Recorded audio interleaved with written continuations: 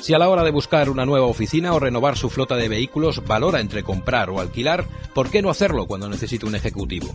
Porque a lo largo de la vida de su empresa puede necesitar del mejor ejecutivo durante un tiempo determinado. VMV Consulting pone a su disposición ejecutivos con más de 20 años de experiencia en entornos nacionales e internacionales. Una circunstancia temporal no puede convertirse en un gasto fijo. VMV Consulting. Conózcanos en www.alquilerejecutivos.com. www.alquilerejecutivos.com.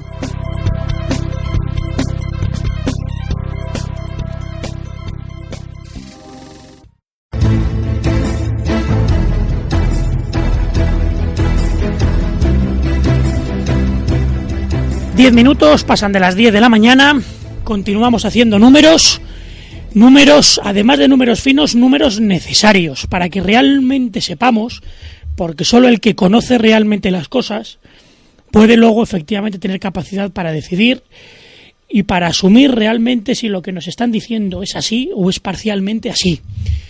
Os pongo en situación, viernes pasado, Consejo de Ministros se aprueba oficialmente la renta mínima con unas determinadas condiciones, en primer lugar, y en segundo lugar, un día antes de la celebración de los Goya se decide la reducción del IVA del cine. Bueno, por estos dos aspectos hablamos con nuestro experto, con nuestro analista económico, Vicente Montañez. Vicente, buenos días, ¿sigues ahí?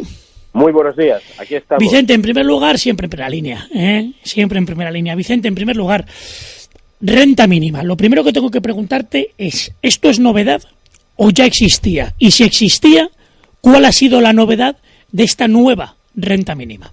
Vale, vamos a ver. Salvedad, es decir, existía 426 euros que percibía aquella persona en situación de desempleo que no tuviera ningún tipo de ingreso, ¿de acuerdo? Ese percibía 426 euros. Eso ya existía, pero lo que hablamos de renta mínima, ¿de acuerdo?, es otra cosa. En primer lugar, la primera salvedad que quiero hacer es que el pasado viernes lo que el Congreso de Diputados aprobó la semana pasada fue la iniciativa legislativa popular. Es decir, el hecho de que esto se vaya a convertir en una ley, lo cual no quiere decir que esta ley esté disponible, ¿vale? Es decir, nadie puede ir a pedir los 426 euros de esta renta mínima porque todavía no existe una ley que lo regule. Lo que se ha es admitido a trámite el que se empiece a estudiar una legislación en base a una serie de premisas, ¿de acuerdo? Que es lo que voy a explicar hoy, pero que nadie vaya mañana a pedir los 426 euros porque lo que podrá solicitar será esos 426 euros una vez haya agotado las percepciones por desempleo, ¿de acuerdo? Y pueda justificar y acreditar, por un lado, que cumple determinadas características que está establecida en la legislación vigente, y dos, que no tiene ningún otro tipo de renta o percepción. Para ese caso se ha habilitado los 426 euros, que esto fue una medida que tomó el gobierno de José Luis Rodríguez Zapatero. ¿De acuerdo? Vale. Eso está claro. Ahora bien, no sé por qué, cuando uno, Vicente, habla con la gente, no pensamos, pregunto yo, que esto puede dar pie a aumentar ese concepto de lo que podríamos decir bajista profesional. Sí, puede ser. Vamos a ver. Insisto, por eso vamos a ver cuáles son un poco aquellas personas que sí que podrían tener opción. Y sobre eso, si os parece, vamos viendo los posibles fraudes o las posibles situaciones irregulares que se planteen. ¿De acuerdo? En primer lugar, quiero recordar que la renta mínima es una prestación no contributiva, es decir, que no devenga ningún tipo de tributo en sí misma, ¿de acuerdo? Quiero decir que hablamos de 426, pero lo que se ha hecho es fijarla, la cuantía, en el 80%, ¿de acuerdo?, del salario mínimo interprofesional. Y de acuerdo que por eso este año serían 426 euros. Quiero recordar que como quiera que se ha aplicado el salario, que se ha subido el salario mínimo interprofesional, si esta ley prosperase, al año que viene la cantidad sería mayor, ya no serían los 426 euros. ¿Quiénes se podrán acoger a ella? Bueno, pues en principio la propuesta que han formulado, quiero recordar, los sindicatos, porque esto fue una acción que tomaron los sindicatos y que luego propuso el grupo del PSOE, contempla que esta renta mínima llegue a todos aquellos desempleados entre 18 y 65 años, es decir, mayores de edad y menores de 65 años, que residan en España, ¿de acuerdo? Y que residan en España durante al menos 6 meses antes a la solicitud y que carezcan de recursos económicos, ¿vale? Que no dispongan de ningún otro tipo de renta. Estas serían las personas que de entrada podrían acceder a esta prestación. Ojo, Vicente, ojo, que no tengan ningún tipo de renta, entiendo, justificable. Justificable. Eso no quiere decir que luego no haga ñapas a su vecino y su vecino le dé 50 euritos o 100 euritos, ¿eh? Sí, o 1000 euritos. Bueno, o 1000 euritos. Claro. Bueno, simplemente por es que en el matiz está la nota. Bien, en el matiz está la nota. Perdona, Vicente, tenías la palabra. Esto es así, tal y como comentas. Es decir, y luego además hace también otro tema que a mí no me acaba mucho de convencer y que abre la puerta a que esto al final se acabe convirtiendo en un país de dádivas, y es el hecho de que lo que obligue es a tener una permanencia de 6 meses en España. Es decir, es que esta renta mínima podría dar en un momento a que mucho emigrante español con nacionalidad española pero que no ha residido ante esta situación pudiera volver nuevamente a su país a cobrar esos 426 euros. Es decir, pero insisto, estas son las cosas que en la ley se tendrán que matizar. Esto es lo que se ha presentado, ¿de acuerdo? ¿Durante cuánto tiempo podrá cobrarse? Durante el tiempo en el que se mantenga esa situación económica. Este es un elemento que a mí tampoco me gusta nada. Es decir, fijamos unos márgenes poco restrictivos a la hora de poder tener acceso, pero además no acotamos en el tiempo. Si no acotamos en el tiempo, lo que estamos es dando la opción a que alguien establezca de estos 426 euros su modus vivendi. Y cuando es un modus vivendi, suele ser un modus, poderme decir así, no legal. No legal. O al menos alegal. Es decir, voy recibiendo un dinero y de una u otra manera volvemos a lo mismo. Vicente, yo te pregunto, si este tipo de medidas lo que hacen es fomentar un Estado constructivo, bien, o un Estado o un ciudadano pasivo que busca ser alimentado sin generar el mérito para haber obtenido ese alimento. Vamos a ver, yo aquí me voy a mojar personalmente, ¿eh? Es decir, yo creo que sí que hay una parte de la población que realmente lo está pasando muy mal y que necesitan de esos 426 euros. No, en definitiva, que necesitan de una renta mínima para evitar la exclusión social, funcionalmente hablando, ¿vale? Porque con una tasa de desempleo del 18,5% y además con informes de importantes consultoras, concretamente de McKinsey, que fruto de la automatización de los procesos, fruto de las nuevas tecnologías, estas cantidades van a incrementarse linealmente en todo lo que sería el mundo moderno en torno a un 10% para los próximos 10 años, que no es nada despreciable. Lo que nos asegura es que vamos a tener una masa de gente que no es que no quiera trabajar, sino que no va a poder trabajar. Entonces, frente a esta gente necesitaremos generar algún tipo de cobertura social, porque si no, lo que vamos a tener es una gente excluida. Esto va a hacer que incremente la conflictividad social, etcétera, etcétera, ¿vale?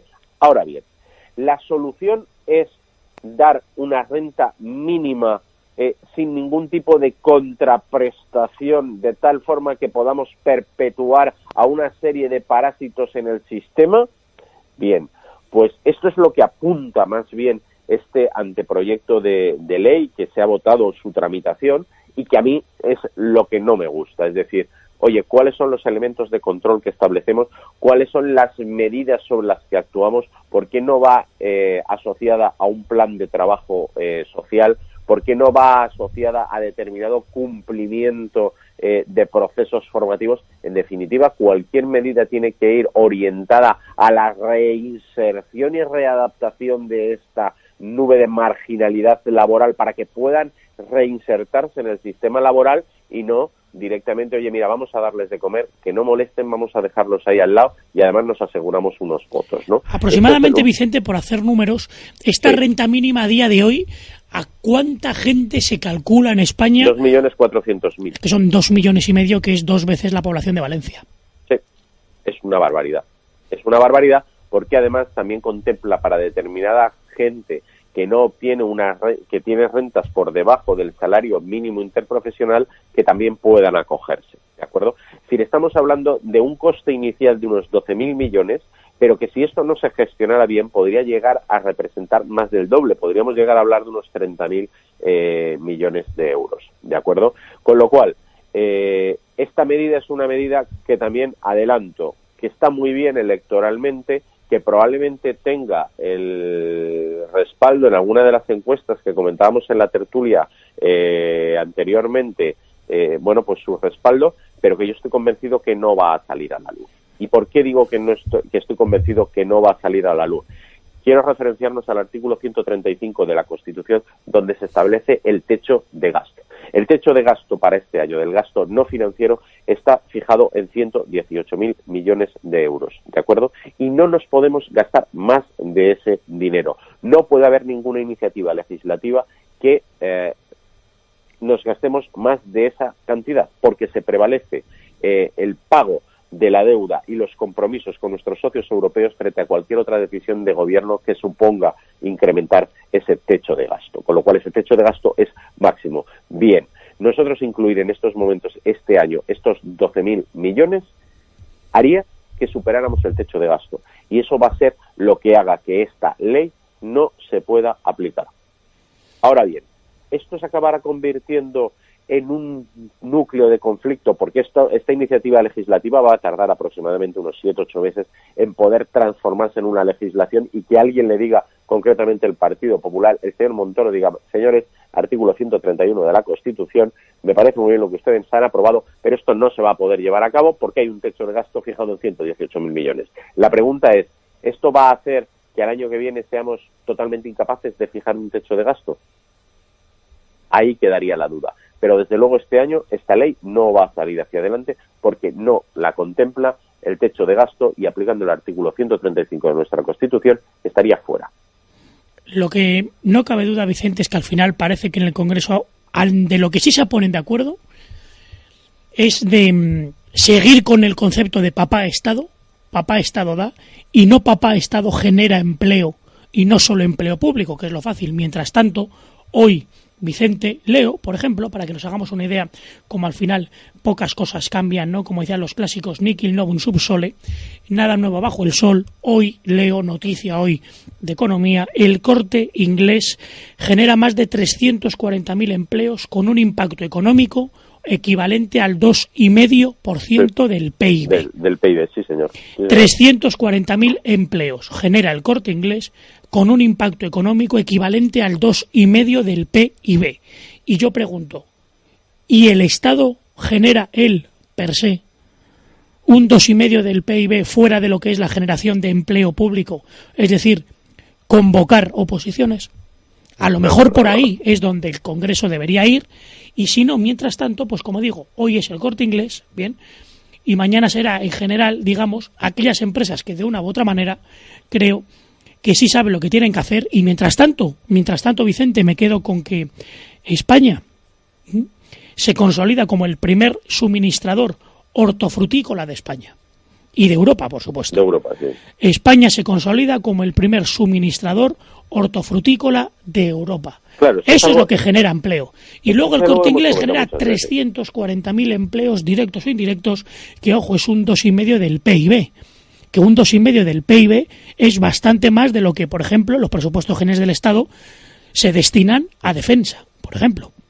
Claro, sin lugar a dudas. Entonces, para que nos hagamos una idea, cuando uno quiere generar y de una u otra manera se genera, y cuando los que dicen generar y lo que generan son, al menos, dudas e incertidumbres. Más cosas, Vicente, rápidamente. Viernes pasado. Es lo que generó efectivamente previo a los Goyas, amigo, nuestro ministro. Se dice que se quiere reducir el IVA, el PP no lo aprobó, pero de una u otra manera el Congreso aprueba que de una u otra manera se reduzca el IVA del cine del 21% actual a un 10%. Eso, Vicente, desde un punto de vista objetivo, ¿puede un impuesto de un 21 bajarse a un 10, más de la mitad, a golpe de Real Decreto? Sí, igual que se pueden subir, se pueden bajar, sí, se puede hacer. El problema es si eso tiene coherencia, es decir, tiene coherencia en un momento donde lo que estamos es lastrando en ese impuesto de sociedades al Corte Inglés, quiero recordar, sobre todo en determinada prensa de corte ideológico, todo lo que ha sufrido el Corte Inglés en el último año. Es decir, ahí tenemos los datos, aporta el 2,5% del PIB, ¿de acuerdo? Bien, pues lo que hemos hecho ha sido gravar en su cuenta de explotación la tributación de las empresas, en general de aquellas empresas que están generando gran parte de la actividad. ¿Para qué? Para luego acabar reduciendo 600 millones de euros la recaudación del IVA en un decretazo porque nuestro ministro tenía que ir a los Goya y no querían que les silbaran. Esto es lo que han aprobado, ¿de acuerdo? Por otro lado, tampoco me preocupa enormemente, porque estoy convencido de que no van a llegar al mes de septiembre sin que suba nuevamente no al 21, sino al 23%. En definitiva, no sé, Vicente, si no lo ves tú igual, pero es ese objetivo de intentar gobernar a base de titular de Twitter, bien, de 144 caracteres, pero luego nos sentamos a hacer números y números finos, bien, y yo no sé hasta qué punto una actividad, bien, que estaba grabada con un 21%, de repente se reduzca a menos de la mitad, y lo que se deje de ingresar va a repercutir en beneficio de esa industria, que a lo mejor yo creo que el hecho de que la gente vaya o deje de ir al cine repercute en la calidad de lo que uno va a disfrutar, y no tanto si la entrada cuesta 8 euros u 11, creo yo. Es el ánimo de decir, ¿para qué voy a ir si voy a ver lo que voy a ver? No, ¿por qué no voy a ir si cuesta esto? Yo creo. La lectura que sacaría... Bueno, vamos a ver, yo no voy a ir exactamente igual porque la verdad es que creo que solamente se han hecho buenas películas cuando se han sacado de la financiación de todas estas zarandajas públicas. Creo que hay grandes exponentes del cine español en estos momentos, pero desde luego son empresas que no han sido, son proyectos que no han sido subvencionados públicamente, sino por determinados intereses privados. Y demuestra bien mal un botón. Por ahí hay un par de éxitos que han batido récord de taquilla y no se han financiado públicamente. Pero mi pregunta sería, es decir, ¿es que lo que vale para el cine no vale para las empresas? ¿Es que si bajamos el IVA o si bajamos, en definitiva, la presión fiscal sobre la industria del cine, conseguimos que vaya más gente a verlo y, por tanto, se facture más y se consigan más vía tributos? ¿Eso vale para el cine, que además es una industria, permítame, con todos mis respetos, marginal, que tampoco es que mueva tanto, y no vale, por ejemplo, para el resto de empresas? ¿No vale para el Corte Inglés? Es decir, si nosotros somos capaces de bajar la presión fiscal y no subirla como lo estamos haciendo en el impuesto de sociedades, no seremos capaces de que haya haya un abaratamiento de costes. Sobre ese abaratamiento de costes se produzca una bajada de los precios y esa bajada de precios consiga un incremento del consumo y ese incremento del consumo consiga incrementar la recaudación. Es decir, lo que vale para el cine no vale para las empresas. ¿Por qué esta doble tabla de medir que tienen nuestros políticos? Porque Vicente, nos quedamos precisamente con eso, con el hecho de decir hasta qué punto se busca una repercusión mediática y un mayor calado electoral en este tipo de decisiones, o realmente se busca, objetivamente hablando, la mejora de lo que debería ser un arte, que es el cine, y lo que debería ser también la mayor afluencia de cines. Hoy leo, por ejemplo, que el cine Palafox deja de ser Palafox porque empieza a ser asumido por Cines Yelmo, por ejemplo. Cuando eso pasa aquí, en la Gran Vía, en Madrid, a lo mejor es porque el problema es que hay que replantearse en sí el concepto de industria de cine y de teatro, y que a lo mejor cuando no existe ese apoyo oficial y, digamos, eterno por parte de la subvención del Estado, pues a lo mejor luego se hacen mejores proyectos. En definitiva, termino diciendo que en este país el año pasado se estrenaron 164 películas y muy posiblemente, si yo, a día de hoy, cualquier calle de Madrid, le pregunto a cualquier persona que me diga 5 títulos de esas 164, creo que tengo un problema. No te quepa la menor duda. Eso puede ser un resumen de lo que a lo mejor podría ir. A partir de ahí, como bien comenta Vicente, creo que efectivamente la cuestión en este caso fiscal es posiblemente, de todos los problemas que pueda tener la industria, creo que uno de los menos malos. A partir de ahí, todo lo que sea ayudar, insisto, que así sea. Pero en cualquier caso, creo que todo lo que tiene que ser subvencionado, porque sí, genera al final productos poco creados y poco, a mi modo de ver, fabricados y, como se suele decir, poco currados. ¿Por qué? Porque en definitiva juego con un dinero que no es mío. Pues si te parece, amigo Pedro, simplemente adelantar a nuestros oyentes que la semana que viene en Economía Doméstica vamos a hablar de coches, de la fiscalidad de los coches y de qué va a pasar con este mercado, con las ayudas, con las no ayudas, etcétera, etcétera. Hay que recordar a nuestros oyentes que este mes de enero, que acaba de terminar, ha concluido con una venta de 85.000 vehículos en España, un 10% más, pero también hay que recordar que este mismo enero del año 2007, hace 10 años, justo cuando empezábamos la crisis, ese enero se vendieron en España 100.000 vehículos, es decir, 15.000 vehículos más, y eso que parece que este mes de enero ha sido bueno. A esto se añade las declaraciones del ministro de Hacienda, Cristóbal Montoro, diciendo que va a estudiar la fiscalidad de la venta de vehículos nuevos. Eso veremos. Es palabra del señor Montoro, sabéis lo que significa, ¿no? Amigo, globo sonda y veremos.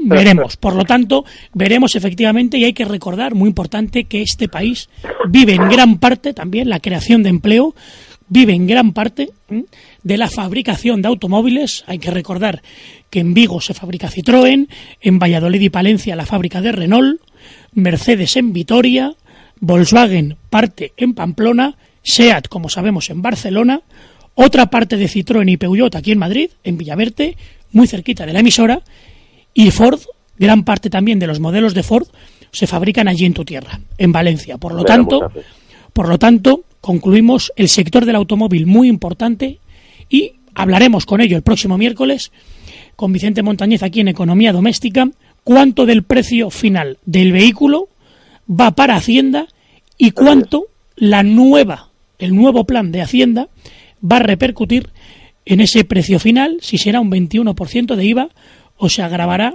de alguna u otra manera, pero parece que efectivamente el objetivo, Vicente, en definitiva, como vemos, es intentar no tocar el IVA genérico, no subirlo a un 23, porque es automáticamente perder 15 puntos en la próxima encuesta del CIS a nivel electoral, e intentar sacarlo de alguna u otra manera.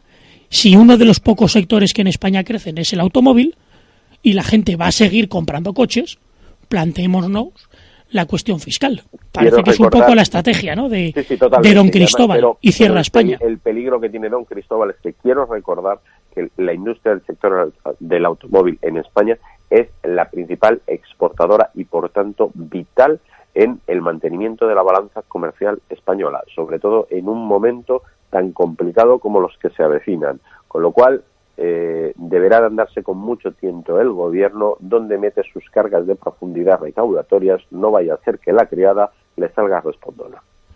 Tomamos nota, próximo miércoles aquí con Vicente Montañez, tanto en la tertulia, posteriormente sección coches, nueva fiscalidad para el sector del vehículo nuevo, de la venta de vehículos nuevos. Vicente Montañez, mil gracias, contamos contigo el próximo miércoles. Un fuerte abrazo.